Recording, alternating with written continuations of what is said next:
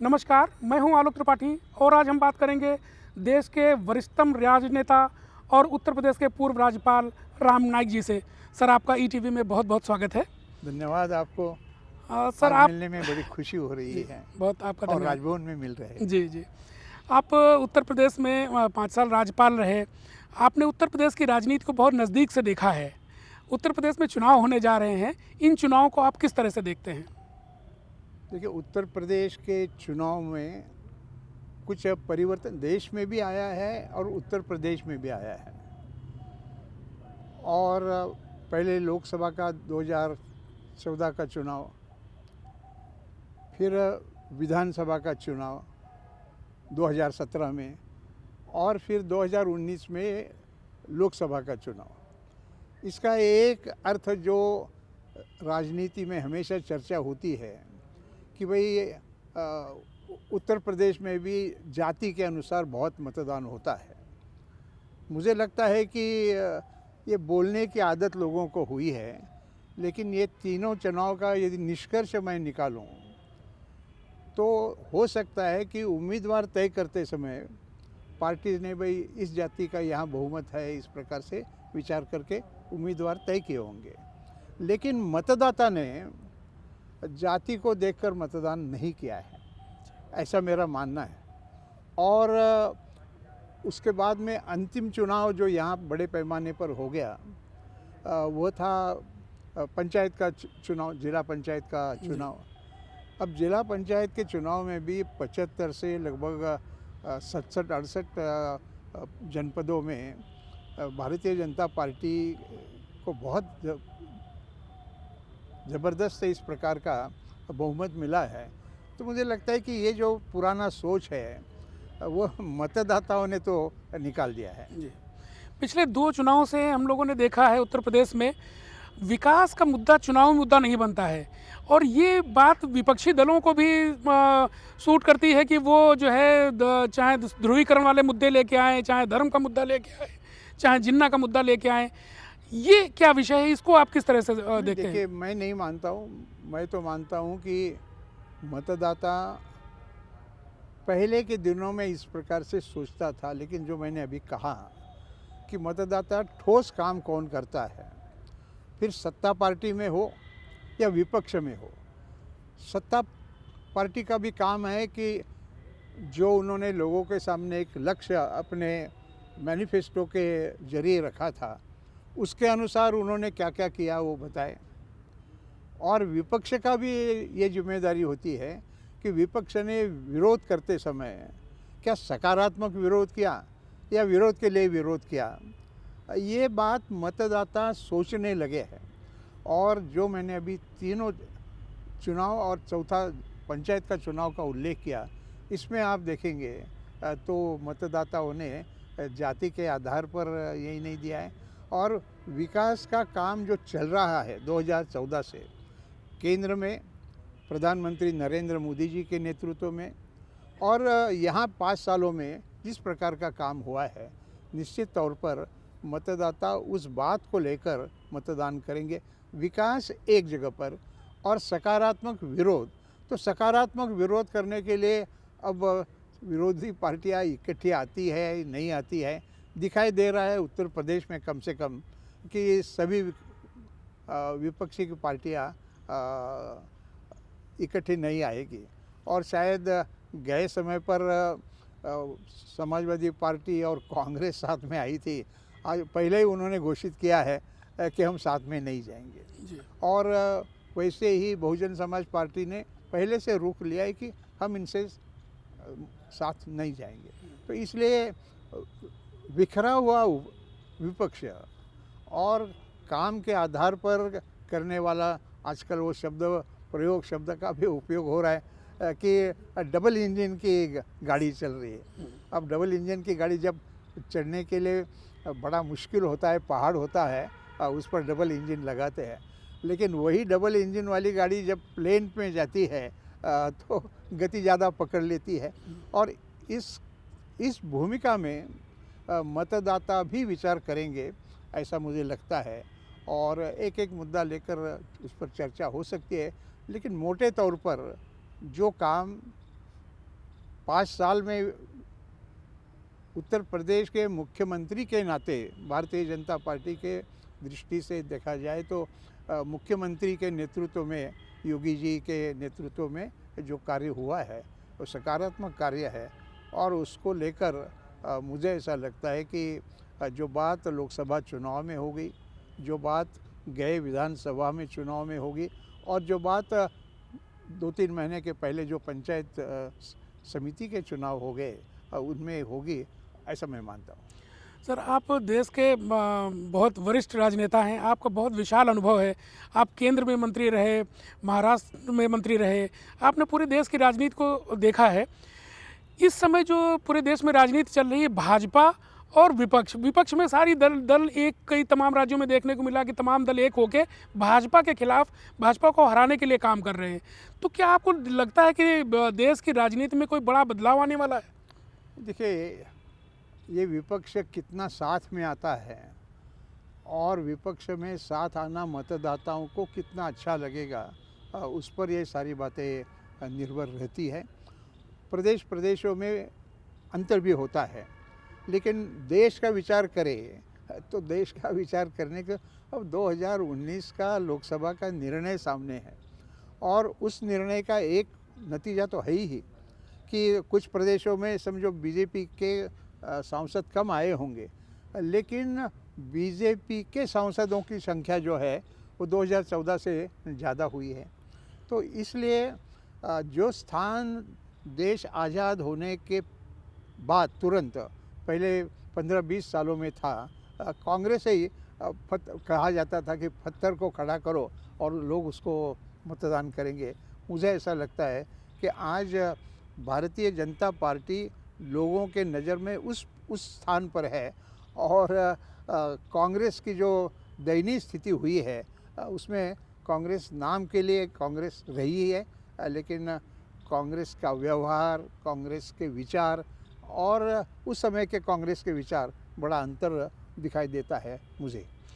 और राजनीति में क्या विचारधारा का क्षरण हुआ है? क्योंकि आप महाराष्ट्र से हैं और महाराष्ट्र में ऐसा देखने को मिला कि पिछले दिनों शिवसेना ने कांग्रेस के साथ मिलकर सरकार बनाई।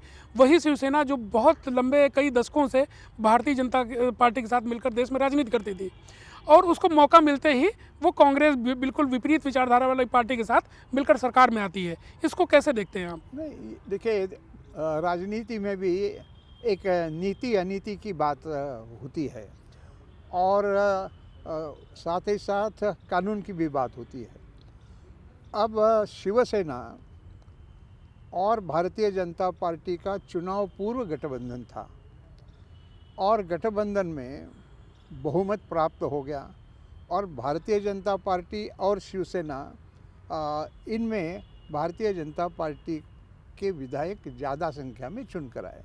अब जो ज़्यादा संख्या में चुनकर आते हैं वो स्वाभाविक तौर पर मुख्यमंत्री होते हैं, और इसलिए वह छोड़कर शिवसेना को कांग्रेस ने, राष्ट्रवादी कांग्रेस और राष्ट्रीय कांग्रेस, ऐसे 2 पार्टियां और शिवसेना मिलकर ये किया उन्होंने, वह कानून के तहत किया है, लेकिन ये अनैतिक काम है जी।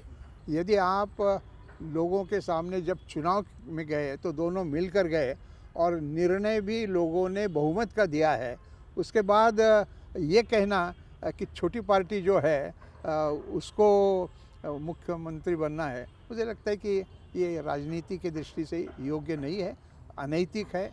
और इस भूमिका में अब जो भी हो रहा है वहाँ दिखाई दे रहा है कि अब यूनिवर्सिटीज़ का भी वहाँ सामान्यतः सभी प्रदेशों में विश्वविद्यालय के जो कुलाधिपति होते हैं वह कुलपति कौन हो उसका सिलेक्शन के अधिकार, मतलब ये अधिकार राज्यपाल के पास होते हैं। अब महाराष्ट्र में ये ला रहे हैं कि जो राज्य का मंत्री होगा वह उसका स्थान लेगा, तो यह कोई अच्छी शिक्षा नीति नहीं है। तो इस बात को लेकर महाराष्ट्र में, लेकिन महाराष्ट्र के चुनाव में आने के लिए काफ़ी समय है। जो हो रहा है अब 8 दिन का भी लोकसभा का अधिवेशन 3-3, 4-4 सप्ताह चले और महाराष्ट्र का अधिवेशन केवल 7 दिन में ही समाप्त हो, जी ये स्थिति आई है। जी तो महाराष्ट्र के चुनाव के परिणाम जो है वो जब चुनाव आएगा तब होगा। महाराष्ट्र में आने वाले दिनों में महापालिका और नगर पालिकाओं के चुनाव है, लेकिन ये ओबीसी के कारण आगे क्या होगा इसके बारे में एक संदिग्धता है। लेकिन महाराष्ट्र का मामला समाधान नहीं देता है जी जी कि भाई क्या ऐसा भी राजनीति में होता है कि ये कहना कि हम आपको अभी समर्थन नहीं देंगे, दुर्भाग्यपूर्ण है। मतदाता उसका विचार करके जब भी उनको मौका मिलेगा उसका उत्तर देते हैं जी। और अभी देंगे वो। अभी हाल ही में एक धर्म संसद में एक महात्मा गांधी को लेकर एक टिप्पणी की धर्माचार्य ने। अक्सर ये देखा जा रहा है आजकल कोई बापू को भी निशाना बनाने से लोग बाज नहीं आते हैं, इसको आप किस तरह से लेते हैं? देखिए, धर्म संसद में क्या हुआ क्या नहीं हुआ, और धर्म संसद में समझो एक कोई वक्ता ने इस प्रकार से कहा तो ये धर्म संसद का विचार है, ऐसा मैं नहीं मानता हूँ। धर्म संसद जो भारतीय है उसके सामने जो चित्र है कि हम सारी दुनिया में शांति आनंद चाहते हैं, और इसलिए एक किसी को इस प्रकार का विचार आया कि महात्मा गांधी जी के बारे में मन में आया, वो कुछ कहा, और कुछ कहने की स्वतंत्रता देश में है, लेकिन ये बिल्कुल सही नहीं है। और जो बात सही नहीं है उसको उजागर करने से कोई फ़र्क नहीं होता है। जैसा कि विपक्ष में ये भी चलाते हैं कि स्वतंत्र वीर सावरकर ने जेल से छुटकारा होने के लिए माफ़ी मांगी है। अब इतिहास का कितना तोड़ मरोड़ कर कांग्रेस लोगों के सामने ला रही है, इसकी कोई हद नहीं रही है। और इसलिए देखिए, मुझे ही याद है, मैंने ही उस समय पर प्रस्ताव रखा था लोकसभा में कि स्वतंत्र वीर सावरकर की प्रतिमा जो है वह सेंट्रल हॉल में लगाई जाए। तो पहले कांग्रेस ने ये बात निकाली कि भाई वो कहाँ संसद के सदस्य थे। तो फिर मैंने कहा भाई संसद के सदस्य का नहीं होना चाहिए, ऐसा लगता हो तो आपके अभी जो फ़ोटोज़ है उसके आधी गैलरी खाली हो जाएगी जी, क्योंकि जो संसद सदस्य नहीं है उनका भी नाम वहाँ है, वो फोटो चित्र वहाँ है। फिर बाद में आई कि उन्होंने माफ़ी मांगी। मैंने कहा कि उन्होंने स्वतंत्रता के लिए क्या परिश्रम किए और कौन से दिन पर किस प्रकार से किए, और माफ़ी मांगा या नहीं मांगा विवाद हो सकता है, लेकिन उन्होंने माफ़ी नहीं मांगी थी। अब कोई ये कहेगा, मैं महाराष्ट्र का हूँ और सवाल आप इस प्रकार से पूछ रहे हैं इसलिए मैं बता रहा हूँ कि जब औरंगजेब को मिलने के लिए छत्रपति शिवाजी महाराज आगरा के किले में आ गए और एक सुनियोजित योजना के आधार पर आए थे, और वहाँ औरंगजेब के सामने जाने के बाद उनको मूर्छा आई और वो गिर गए। ऐसा बोर्ड जब मैं अंदर गया फोर्ट किला देखने के लिए तब लगाया था। तो मैंने फिर वहाँ के और फिर सरकार को भी मैंने बताया भाई इतिहास तो देखो। जी जी। लेकिन छत्रपति शिवाजी वहाँ गए, ये बात तो सही है, लेकिन इसलिए से इतिहास को मरोड़ना यह भी कोई अच्छी बात नहीं है। और देखना चाहिए उस व्यक्ति ने जीवन में किस प्रकार का व्यवहार किया, और ऐसा जब चित्र वहाँ उनका लगना था, पहले विरोध किया कांग्रेस ने, और बाद में विरोध की भी एक सीमा होती है, बाद में उन्होंने उस कार्यक्रम पर बहिष्कार व्हिप निकाला कि किसी ने भी उस कार्यक्रम में जाना नहीं चाहिए। ये कोई विपक्ष का काम होता है इस प्रकार से करने का, और इसलिए कांग्रेस वो कांग्रेस रही नहीं है। आजकल की जो कांग्रेस है वो पुरानी कांग्रेस रही नहीं है। जी, से बात करने के आपका बहुत बहुत धन्यवाद। आपको आपके स्वास्थ्य के लिए आपको बहुत शुभकामनाएं ईटीवी की तरफ से। कैमरामैन विजय के साथ मैं आलोक त्रिपाठी, ईटीवी भारत, लखनऊ।